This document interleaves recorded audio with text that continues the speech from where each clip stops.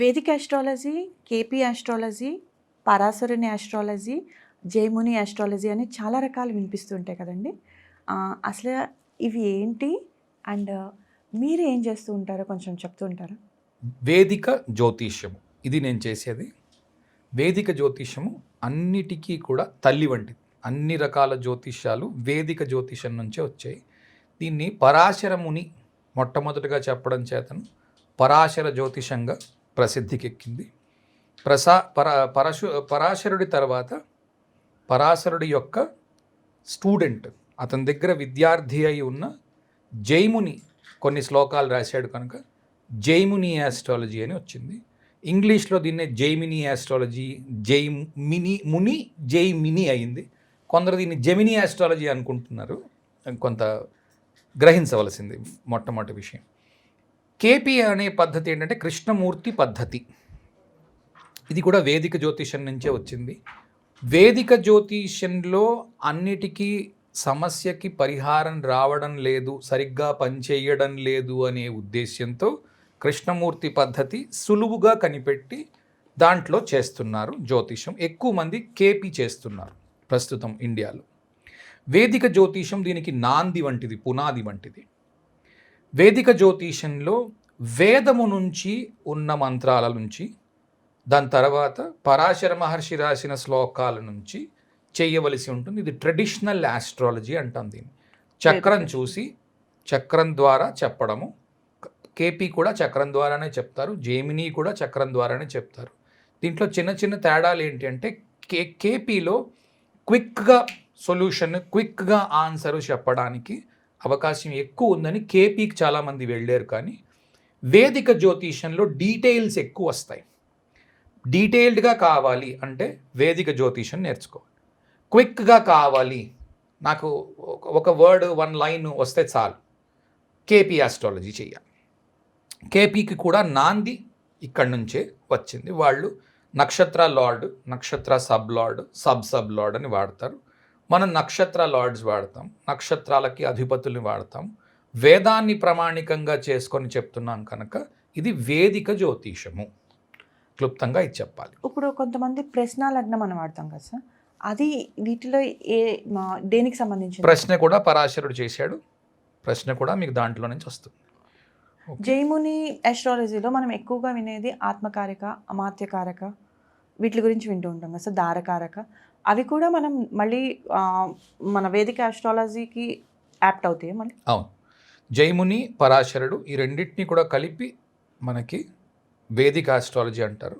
దీని తర్వాత వచ్చిన వాళ్ళు కూడా చాలామంది ఉన్నారు. మంత్రేశ్వరుడు, ఇలాంటి వాళ్ళు చాలామంది ఉన్నారు, పుస్తకాలు రాసిన వాళ్ళు. వీటిని క్లాసిక్స్, జ్యోతిష క్లాసిక్స్లో ఇవన్నీ చదవవలసి ఉంటుంది. వీటన్నిటికంటే ముందు వేదిక జ్యోతిషంలో పురాణాలు, ఉపనిషత్తులు, వేదాలు, వాటి సారము తెలిసి ఉండాలి. తెలిసి ఉంటే దాంట్లో నుంచి వేదిక ఆస్ట్రాలజీని తీసుకోగలుగుతాం. ఎందుకంటే జ్యోతిషము వేదాంగము, వేదము నుంచి వచ్చింది జ్యోతిషము కాబట్టి, వేదాంగము కాబట్టి అందులోంచి వచ్చింది అనేది నా ప్రగాఢ విశ్వాసం. ఇప్పుడు ఎన్ని టైప్ ఆఫ్ ఆస్ట్రాలజీ వర్డ్స్ వచ్చినా పరాశర మహర్షిది ప్రామాణికం అంటారా, వేదిక ఆస్ట్రాలజీ ప్రామాణికం అంటారా? రెండూ ఒకటే. పరాశర మహర్షి అన్న, వేదిక ఆస్ట్రాలజీ అన్న రెండూ ఒకటే. పరాశర మహర్షి వేదిక ఆస్ట్రాలజీలో నుంచి వేదానికి సంబంధించిన దానికి వచ్చిందే ఆయన చెప్పున్నాడు కాబట్టి వేదము, పరాశర ఆస్ట్రాలజీ రెండు ఒక్కటే అని చెప్పాలి. ఇప్పుడు మీరు వేదిక ఆస్ట్రాలజీ చూస్తున్నారు కాబట్టి దీంట్లో మనకి కాలపురుష చక్రం నుంచి 12 రాశులు ఉంటాయి మన ఏ ఆస్ట్రాలజీలో అయినా. 12 రాశుల్లో ఒక్కొక్క రాశి తత్వంలో 4 పాదాలు కలిపి ఒకటే రాశిలో ఉన్నప్పుడు ఆ రాశి తత్వం ఎలా ఉంటుంది సార్? ఫర్ ఎగ్జాంపుల్ ధనస్సు తీసుకోండి, మూల, పూర్వాషాఢ 2 నక్షత్రాలు దానిలో కంప్లీట్గా ఉంటాయి. దాన్ని అప్పుడు తత్వం ఎలా వస్తుంది దానికి? రైట్. సో రాశి తత్వాల కన్నా నక్షత్ర తత్వాలు గొప్పవి. నక్షత్రాలు ఫిజికల్గా కనిపిస్తాయి. నక్షత్ర మండలంలో ఆకాశంలోకి చూసాం రాత్రిపూట, నక్షత్రాలు క్లియర్గా కనిపిస్తున్నాయి. రాసులు కనిపిస్తాయా? కనబడవు.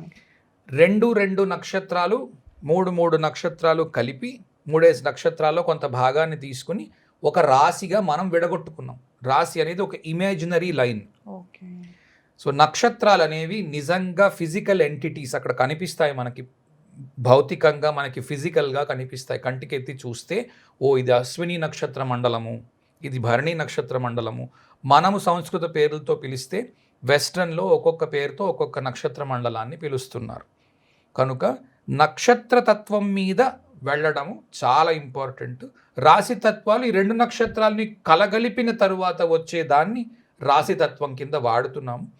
కానీ ఇండివిజువల్ హారోస్కోప్స్ చూస్తున్నప్పుడు, మనిషి హారోస్కోప్స్ చూస్తున్నప్పుడు నక్షత్రాల నుంచి డీకోడ్ చేయవలసిన తత్వం ఎంతో ఉంది. కనుక అక్కడి నుంచి తీసుకొని చేయడం మంచిది. ఇప్పుడు మీరు అడిగారు మూలా నక్షత్రము, పూర్వాషాఢ నక్షత్రము 4 పాదాలను, ఉత్తరాషాఢ నక్షత్రంలోని ఒక పాదము కలిపి ధనస్సు రాశిలో ఉంటుంది. ధనస్సు రాశిలో మూల ఒక రకంగా ప్రవర్తిస్తే పూర్వాషాఢ దానికి విరుద్ధంగా కూడా ప్రవర్తించగలదు.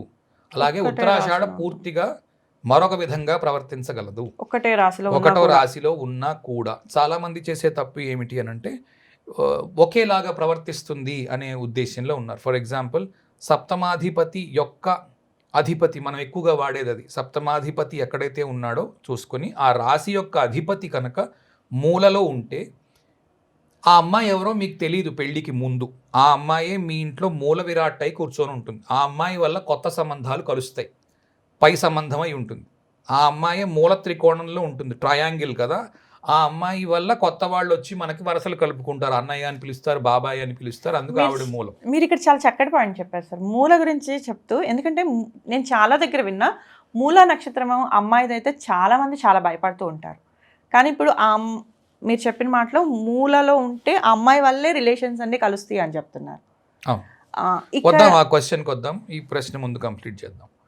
మూలా నక్షత్రము ఆ విధంగా ఉన్నప్పుడు పూర్వాషాఢలో అలా లేదు. పూర్వాషాఢలో భార్య భర్తకి చాలా కండిషన్స్ పెడుతోంది. నువ్వు ఇలా ఉంటేనే నాకు ఈ పెళ్ళి ఇష్టము, ఇలా ఉంటేనే నేను ఈ పెళ్లిలో ఉండగలుగుతాను. లేదా భార్య భర్త ఎడబాట్లో ఉన్నారు, వేరే దేశంలో ఒక ఆయన పనిచేస్తున్నాడు, ఇప్పుడు ఇక్కడ పిల్లల్ని నడిపిస్తాం, ఇలా కూడా ఉండొచ్చు. Complete okay. లేదా చాలా కండిషన్స్ ఉన్నాయి తనతో పాటు బ్రతకడానికి. ఓకే, ఫర్ ఎగ్జాంపుల్ ఒక వ్యక్తి ఉన్నాడు, నేను బొంబాయిలో ఉద్యోగం చేస్తున్నాను అని అన్నాడు. సరే, మీరు బొంబాయిలో ఉద్యోగం చేస్తున్నారు కాబట్టే మిమ్మల్ని చేసుకుంటున్నాను అని పెళ్లికి ముందే కండిషన్స్ చెప్తుంది ఆవిడ. చెప్పి ఈ కండిషన్స్ ఏనాడైతే మీరు కాదు అని అంటారో నేను వెళ్ళిపోతాను అని అంటుంది. దీనికి ఒక పురాణ గాథ ఆధారంగా ఉంటుంది. ఇదేంటంటే శంతన మహారాజు గంగాదేవి పూర్వాషాఢలోని మూలా నక్షత్రంలోని మహాబలి చక్రవర్తి లేదా హిరణ్యకశ్యపుడు, ఈ రాక్షసులు ఉంటారు.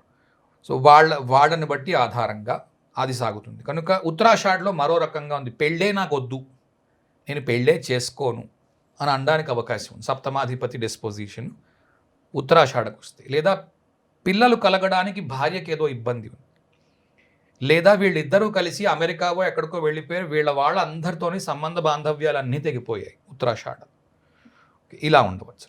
లేదా ఏదైనా రోగము వచ్చి భర్త తొందరగా చనిపోయి ఉండవచ్చు. ఒక్కొక్క దానికి ఒక్కొక్క కారకత్వం వస్తుంది. ఓకే, కనుక ఒక్కటే ఆన్సర్ వస్తుంది అని అనుకోవడం మాత్రం పొరపాటు. మీరు ఇప్పుడు ఈ 3 నక్షత్రాలకి ఇలా డిఫరెంట్ కర్మని చెప్పారు కాబట్టి నేను కొంతమంది దగ్గర విన్నది ఏంటంటే స్వామి, భరణి నక్షత్రము అమ్మాయిదైనా, ఆరుద్ర నక్షత్రమైన, మూలా నక్షత్రమైన, స్పెసిఫిక్గా జ్యేష్ఠ నక్షత్రం కూడా ఎక్కువ వింటాను. జ్యేష్ఠ నక్షత్రం, ఆశ్లేష నక్షత్రం, ఇవి అమ్మాయి నక్షత్రాలకి మన సప్తమానికి కనెక్షన్ వచ్చినప్పుడు చాలామంది దగ్గర పెద్ద మిత్ ఉంటుంది, వాళ్ళని చేసుకోకూడదు అమ్మాయిని అని. దాని గురించి మీరు ఏం చెప్తారు? అమ్మాయి జన్మ నక్షత్రము ఆరుద్ర అయింది వద్దు అన్నవాళ్ళు ఉన్నారు, అమ్మాయి జన్మ నక్షత్ర జ్యేష్ఠం అయింది వద్దు అనేవాళ్ళు ఉన్నారు, మూల అనేవాళ్ళు ఉన్నారు. ఇవన్నీ ఉత్త సామెతలే తప్ప. అంటే పాతకాలంలో ఒక సామెత ఉండేది, మూలా నక్షత్రం ఏదో మగవారికి గండం, ఆశ్లేష నక్షత్రం ఏమో అత్తగారికి గండం, మూలా నక్షత్రం ఏమో మావగారికి గండం, లేకపోతే మఘా నక్షత్రం మావగారి గండం. ఇవన్నీ సామెతలే తప్ప ఇవి ఏవి కూడా శాస్త్ర ప్రమాణము కలిగినవి కావు. విశాఖ నక్షత్రం కూడా ఉన్నది. విశాఖ నక్షత్రంలో బావమరిదిని విసిరి విసిరి కొడుతుంది అని మా వైపు అంటారు. అలాంటప్పుడు అలా ఏముండదు. అలాంటప్పుడు విశాఖ నక్షత్రం వాళ్ళందరికీ ఇబ్బంది రావాలిగా, అలా ఏం లేదు, రైట్? కనుక అలా చెప్పలేం. జన్మ నక్షత్రం ఒక్కటే చూసుకొని చెప్పడం తప్పు. పూర్తి జాతక విశ్లేషణ చేయవలసి ఉంటుంది. దాంట్లో వస్తున్నప్పుడు ఇప్పుడు మీరు చెప్పిన ఆశ్లేష, 27 నక్షత్రాల్లోని భార్య వైపు నుంచి కొన్ని పాజిటివ్స్ వస్తాయి, భార్య వైపు నుంచి కొన్ని నెగటివ్స్ ప్రతి నక్షత్రానికి వస్తాయి.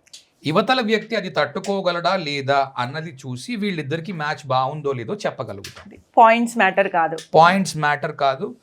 ఏదో పాయింట్స్ మ్యాటర్కి ఏం లేదు. ఈ రోజుల్లో చాట్ జీపీటీ ఓపెన్ చేయండి, మా అమ్మాయిది ఈ నక్షత్రం, వచ్చిన అబ్బాయిది ఈ నక్షత్రం అని చెప్పండి, ఎన్ని పాయింట్స్ వస్తున్నాయో అది కూడా చెప్పగలదు. దీనికి మీకు పురోహితుడు లేకపోతే జాతకం చూసే వ్యక్తి అక్కర్లేదు. అలా పనిచేయదు.